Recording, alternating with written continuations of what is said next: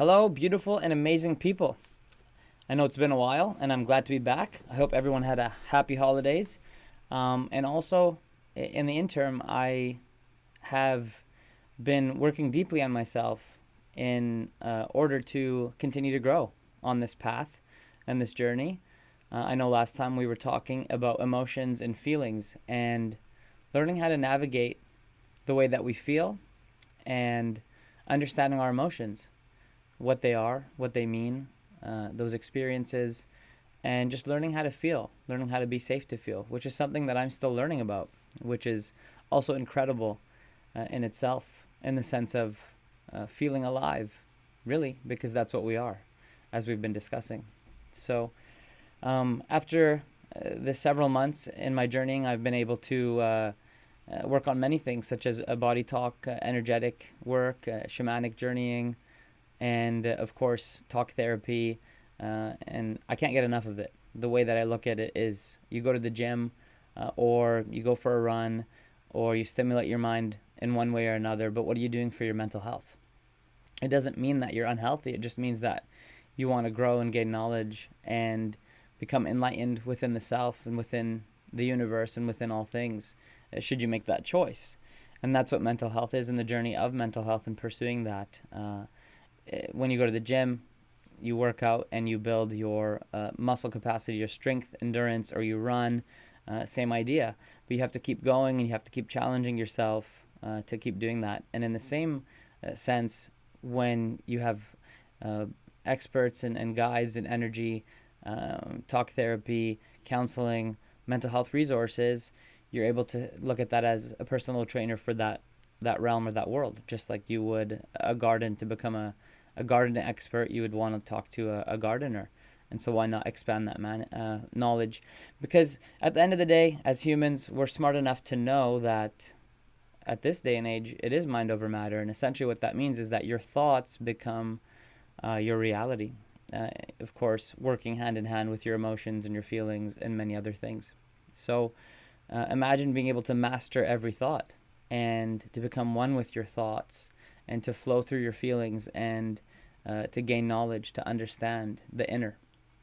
And that's what my intention here is today, to transition the last conversation we had, and as well to commit to being more consistent with everybody, so that I'm putting out more videos and we're having more of these conversations as a group, and to transition from emotions and feelings and to learn about how to lift that lid in a safe way and in a balanced way in order to become alive and to feel. And what I've come to realize is that sometimes something will happen within you, and that's emotional, or a thought that provokes an emotion such as anxiety or fear, or happiness or excitement. It could be anger, rage, sadness, many things. And several things can happen. One, we don't even know what that emotion is because we haven't learned how to what that emotion feels like, or we haven't been able to experience it properly. For example, if you've never played a piano before, let alone been around one, or some sort of musical instrument, and all of a sudden you try to play, of course, unless you're Mozart or somebody like that, you are not going to understand how to play the piano or this instrument. And there's gonna be keys, and of course you can make sounds, but you're not gonna understand what it means unless you gain the knowledge to learn how this works, how to read and understand music. And we forget that emotions and feelings, thoughts, all of those things that exist within all of us are similar. So what I've come to realize in these last few months was, whoa, I don't know what this feeling is. And it could have been anger or sadness or pain. When you start tapping into this and becoming conscious of this, and then you're able to gain knowledge and guidance to understand what these things are, and then you become comfortable. You become comfortable, like the analogy that we spoke about with surfing. Learning how to surf. For the first few times, it's going to be intimidating and difficult because you've never done it before. But as you continue to go on that surfboard, you learn how to get your balance, and that's the key. It's the balance. But really what I want to talk about is feeling this emotion, understanding the emotion, understanding your thoughts, being one with your thoughts, and allowing everything to flow and connect and communicate together, and understanding that it's okay to not know what to do or how to respond or how to process because you've never been shown how. For me, I never knew. For example, with my parents and family, absorbing inherited, of course, traumas with the Civil War and stuff like that, survival mode, right? And so there's no space to feel or understand or comprehend, or let alone think. And so, in the end, as you go through this journey of learning about emotions and feelings, learning how to feel safely and understand them, just like you would the piano after playing for months and years and knowing every key, how to read music, all that stuff. Wow, this is anger, this is sadness, and be able to tap in and see where that's coming from and be able to identify it. And in the end, as an enlightened being that we are, able to get to a place where you can look back and extend very positive, powerful energy towards something that might have angered you today, which is healthy, but looking back and seeing where that pain or anger or sadness is coming from is very important. And being able to extend compassion, empathy, forgiveness to the source of that, or whatever caused that feeling for you, and having a greater level of understanding. And in fact, using it sometimes in these cases as fuel to propel you to continue the journey, or to take a look in the mirror and say, wow, I'm strong, and I wouldn't be this strong or this type of person or this enlightened or patient or compassionate or empathetic, and the list goes on. You can use these forces of what was once perceived as negative or experienced and understood, or maybe not even understood at all, to gain the knowledge to allow yourself to look at that and allow it to fuel you and propel you, the you that is sitting here right now, who you are now. And then you can start looking at it as a very positive thing. And so specifically, we talk about emotions, feelings, thoughts. And I ask you, what do you want out of this life before you leave? What do you want to do with your life? What do you want to feel? What do you want to experience? What type of life do you want to live? Because let's face it, some things are an inevitable reality, whether you believe in Santa Claus or Jesus or God or nothing at all. None of that matters. That's irrelevant because you're going to die and there's nothing you can do about it. So the question I have for you is, in knowing that, is what do you want out of this life that you have right now, out of this moment that you have right now? Do you want to continue to live in fear, in terror, in anger, in hatred, confusion, stress, anxiety, all things that may be the lived experience of or perceived as negative internally? Or do you want to learn what is going on about yourself and live a life of happiness, understanding, knowledge, joy, peace, confidence, courage, faith? And what do you want to do with your life? Right now, I feel like my observation is that many of us human beings are having a difficult time knowing what to do in that question, and also knowing what to do with this internal struggle. And what I mean by that is that we try to find solutions on the outside, and there's almost kind of like a struggle between, first of all, what's real, what's not, what's important, what's not. Are the answers outside or are the answers inside? And what I mean by this, to clarify, is if I'm feeling some sort of overwhelming feeling and it's causing me pain or sadness or emptiness or many other perceived negative emotions or feelings or thoughts, do I find an external solution, such as temporary happiness? And that could be anything. It could be going for a drive on a motorcycle, going for a walk, going for a drink, and it can get extreme. And that's why we talk about balance, extreme. Not that drinking is something negative, but extreme drinking, or drugs, or gambling, or shopping. It could be anything.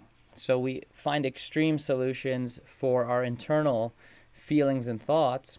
And what happens is that we know that is not the solution, because it becomes almost like a black hole or a space vacuum that just keeps sucking and sucking, because then we've attached this temporary emotional exchange for something physical, such as, oh, this feeling of sadness or emptiness or hate or fear is starting to come from inside. So the truth is that this feeling is inside. So everything that is true is inside. So now I've made a decision and a choice to go find a solution outside. I believe we've come far enough today, 2023. We should know by now. We should be able to learn from our mistakes and observe our ancestors and those who came before us, and even those who are living today, that the outside is not the solution for the inside, because it's a never-ending black hole, and also that we can't take any of this with us because we are going to die. And we know that from your own experiences that we can maybe eat something or we can do something and it's temporary because you become hungry again, or you want to feel that feeling again, even for a second, right? So my intention and my challenge and my goal is to show you the mirror, really. And I'm speaking from experience. That's the only place that I'll ever speak from. Is, are you willing to look in the mirror and look at yourself and realize that the secret is inside and the solutions are inside? That's the best part about what we are as humans, is that the blueprint is inside of us. It's inside our minds, our bodies, our souls, our hearts. There's the answer. Keep looking for answers on the outside. You can't find them. It doesn't matter if you have $1 billion or all the treasures in the world, because it's always going to be a black hole. If you open your eyes, you can see with your own eyes the current status of our world and the current condition of our world, and why there are people suffering and why there are people causing suffering and why it's never ending and why the cycle won't ever stop. But we've come to a day and age where we now have an opportunity to take back the power and find that solution within the self, which is your truth, which is where all answers lie. And to prove that, we know this because what we feel and what we think is all connected. And when we can go inside and look in that mirror and be accountable and be excited and open about the journey of this truth, we then start realizing that there is this energetic shift of, first of all, identifying that, wait a minute, the solutions and the answers are not outside, they're not external, they're internal, they're inside. And how amazing would that be to be able to understand yourself so well in order to get to the point of feeling positive experiences, happiness, joy, clarity, knowledge, just knowing. Knowing is even extremely important, because then you're able to identify emotions and thoughts and feelings and take control of your current lived experience. And as you do that, it's like the surfboard. You begin to flow. Difficult wave might come up, but you've gained the experience and knowledge on how to handle that wave, or it could be calm and you're just flowing, right? And you're gaining the knowledge to flow through these emotions and to be able to connect your thoughts and to be able to understand that we are all energy. And if you create everything from the inside, you can then create your reality, because then everything is the result from the inside that creates the reality on the outside, and your entire life begins to shift when you can lock into this truth. When it clicks, it clicks. You can't, when you feel that truth and you experience it, there's no going back. And essentially, it's the same idea as if you're on a treadmill and you've never done cardio before, and you start jogging and running and you just feel like giving up. I can't do this. I'm panting. It hurts. All of these feelings, all these thoughts come up, and it's telling you to quit. It's telling you to stop. But the reality is, if you can overcome this fear and this illusion of not being able to do something in that instance, for example, it then becomes mind over matter, and you can tell yourself, no, I can do this and I will do this. And perhaps you accomplish a part of that goal, but you've set yourself a bullseye and you said, I'm going to do this. I'm going to accomplish this physical status of my health. I'm going to lose a certain amount of weight. I'm going to gain a certain amount of knowledge, whatever, learn an instrument. But if we tell ourselves mentally we're not going to be able to do something, that's when the emotions start becoming elusive, and the ego says, yep, you can't do this, you're worthless, you're weak, all these things, which are not true.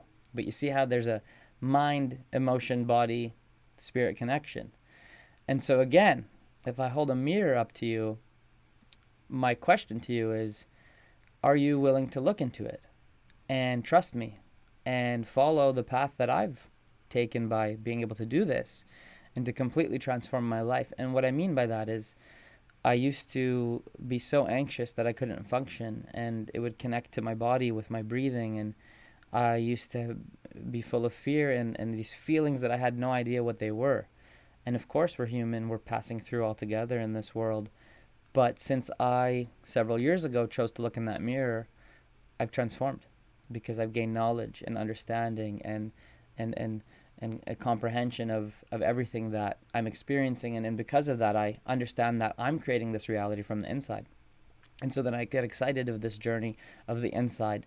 And if you picture a spiritual mountain, Mount Everest, but in the spiritual realm, it's the internal one where it becomes so exciting, because you start this journey. It's kind of like taking the red and the blue pill in the Matrix. And when you take that red pill, it's the pill of truth. And you realize, wow, like I've been here this whole time, but I can't believe I never saw this. And so you take that red pill and you realize that, wait a minute, my power and my solutions and the key to all the answers that I was looking for has always been inside.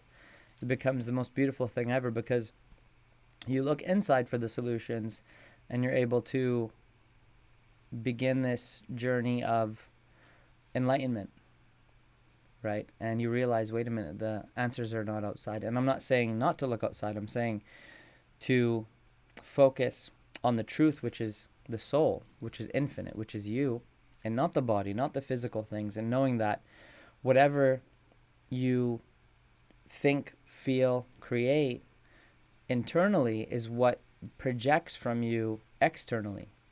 And then we understand that when we do this, we create a flow. We create an openness. We open our minds, our bodies, our souls, and because of that, the source of power can flow through from the source towards wherever we're projecting it. And so that question again comes to mind: what do you want out of this life? And it could be anything. You might want to be the best basketball player in the world, or have an amazing family, or learn a certain skill or talent, or maybe save a village, whatever that looks like. The reality is that can't happen by focusing on external things. And do you want to live this life and then be on your deathbed and say, oh, I wish I could go back? And this is a serious question, right? So I'm here to tell you that you can make a choice right now where you don't have to have that conversation with your future self on your deathbed saying, I wish I could go back. Because I'm telling you right now, when you make the choice to look inside and realize that all that is true is internally, then you will be able to live in truth and realize that you create this reality and no one can tell you what reality you live in. And essentially, all that is real is inside, because all that is real is what you feel, what you think, and what you experience, regardless of what you see on the outside. Something might look shocking or disturbing externally. However, we don't know the truth of what's next after this cycle of life, death. We're not sure. So, and we didn't create any of this, let alone ourselves. And therefore, we don't understand if something on the outside is positive or negative or good or bad, because the reality is it's the inside. And so if you look at the world today, it can appear like it's dark and gruesome and kind of shrinking around us, but there doesn't have to be power there, because it's not real or true. And we trust in the wisdom of the source, and then you go into the blueprint and the key, which is you, that inner you, right? The mind, body, heart, soul. And you look at innocent children and maybe your children or your friends or their children there, and see that innocent being and tap back into that power source that drove you to the want to live and be so excited about life in the first place, and feeling love consistently all the time, being able to open up to this. And so, really, in a nutshell, my question to you is, what do you want to do before you leave this world? And are you willing to look at the mirror and go inside and work on yourself from the inside out? And I'm not saying that materials are not beautiful and not positive and not solutions or fulfilling. But what I'm saying is that those should be a bonus to what you already are. So essentially, we learn how to master this surfboard, and then the experience of surfing in a very elegant way with the ocean and the feeling of joy that we get from that is the bonus. But the best part is that we become enlightened or filled with knowledge in order to master the surfboard or the surfboard of life. We look inside and we say, okay, you know what? This is what I want to do. This is my bullseye before I leave. I want to create positivity on my friends, my family, my country, those around me. I want to create positive change. I want to be an amazing parent, an amazing friend, an amazing neighbor. I want to invent something. I want to do something positive. I want to make an impact. I want to learn how to fly a plane. I want to maybe accomplish a goal or break a world record or whatever that looks like. But it's not going to happen until we're able to start the journey of climbing that spiritual mountain. And I am here to tell you that firsthand, and also tell you that when you make this choice and connect with yourself in this truth, which is the best part, you will be able to find peace and fulfillment and realize that everything else is a bonus. So should you choose to go have a drink here or there, or go for a ride on your motorcycle, or whatever that is that makes you feel that physical experience, that then becomes a bonus of the already fulfilled you, who, as long as we're in this life, are on this journey of life and continue to climb this spiritual mountain day by day. And so that's really my challenge, my questions, and planting the seed for the next chapter in our podcast, Into the Deep. So please join me on the next several episodes as we continue to dive into this topic and we discuss what this looks like. Where do I start? What does this mean? What is he even talking about? And we'll get there on the next episode, how to take the first step on that spiritual mountain and find this truth. And really, if you want to feel love all the time and gain knowledge of who and what you are and find peace, then you better follow me, and tell your friends to also follow our Facebook, our Instagram, and our YouTube, something the number 4 humanity, and also the username Rocket, Rocket, and my last name Allouche on YouTube. And please follow us, share, discover these videos. Let's have some fun together. And I promise that as long as you're willing to look in that mirror, follow me, you won't be disappointed. Until next time, goodbye.